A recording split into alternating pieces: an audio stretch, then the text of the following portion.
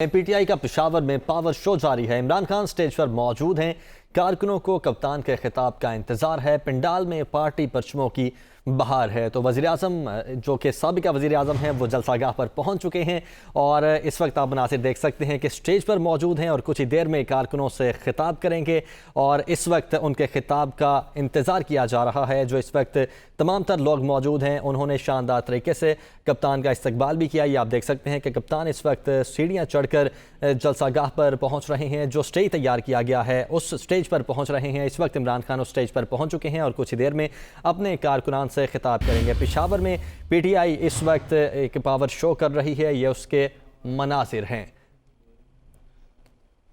तो पीटीआई का पेशावर में अवामी ताकत का मुजाहरा इस वक्त जारी है। रिंग रोड पर मैदान लग गया है। सिक्योरिटी के सख्त तरीन इंतजाम किए गए हैं।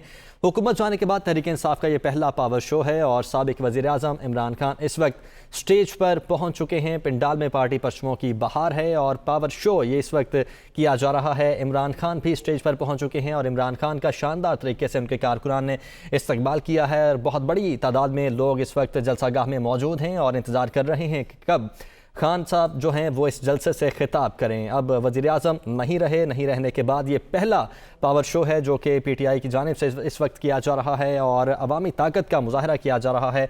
रिंग रोड है जहां पर ये स्टेज तैयार किया गया है और इस वक्त पीटीआई का पेशावर में अवामी ताकत का मुजाहरा जारी है।